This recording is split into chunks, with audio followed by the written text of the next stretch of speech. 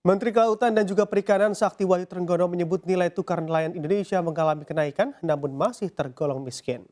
Pada Outlook capaian kinerja tahun 2024 KKP, Trenggono mengakui nilai tukar nelayan NTN ini merupakan representasi dari kesejahteraan nelayan. Berdasarkan data BPS, nilai tukar nelayan Indonesia pada tahun 2023 mencapai 105,4. Pencapaian ini sudah melampaui target yang ditetapkan KKP, yakni 104,92. Meski mencapai target dan konsisten berada di atas level 100, capaian ini masih jauh dari angka ideal nelayan Indonesia sejahtera, bahkan masih tergolong miskin. Untuk itu, salah satu bentuk intervensi pemerintah adalah dengan membuat kampung nelayan modern atau kampung nelayan maju. Pencapaian nilai tukar nelayan kita itu kalau ditargetkan 105, 104. Ya. Kita sudah mencapai 105,4 nilai tukar nelayan. Nilai tukar pembudidaya 104, 104,92. Padahal angka 105 atau 104 itu tetap miskin. Itu ada rumusannya. Rumus-rumusannya itu kalau kita isi angka-angkanya itu ujungnya sama dengan miskin. Nah, bentuk intervensinya kalau yang namanya nelayan, salah satunya adalah pembangunan kampung nelayan.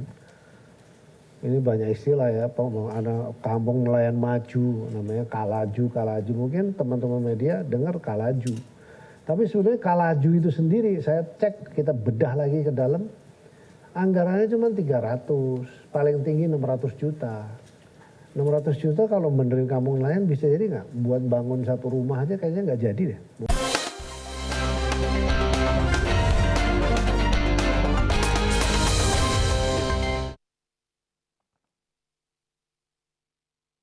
Dan berikutnya kita beralih ke informasi seputar Pilpres 2024 dalam Your Money, Your Vote.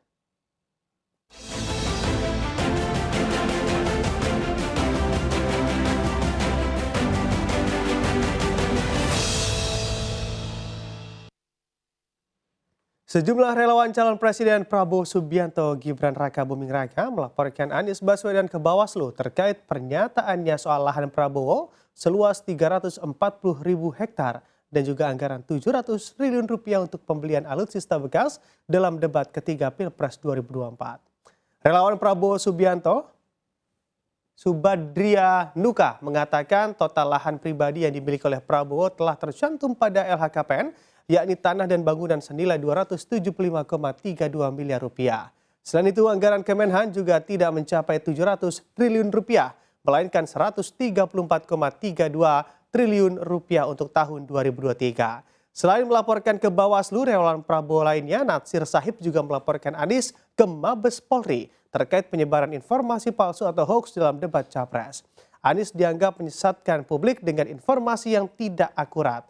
Menurut Natsir, laporan ini menjadi sorotan publik mengenai kejujuran dan kredibilitas para calon presiden.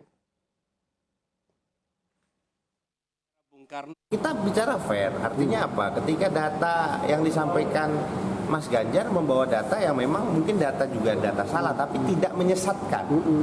Nah, artinya kan data ini dilihat dari sudut pandang sesuatu, tapi Anies ini jelas telah menyesatkan karena data yang disampaikan salah atau bahkan dibuat-buat dan data yang disampaikan untuk beli alutsista.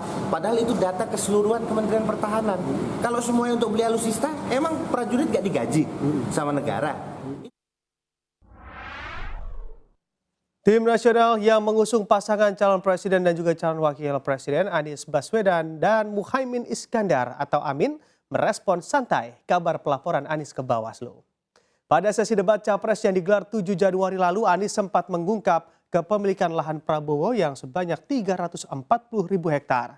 Selain itu, Capres nomor urut 1 ini juga menyinggung perihal anggaran 700 triliun rupiah Kementerian Pertahanan yang digunakan untuk pembelian alutsista bekas. Imbas dari pernyataan hingga pertanyaan terkait dua hal tersebut, kini Anies justru dilaporkan ke pihak Bawaslu.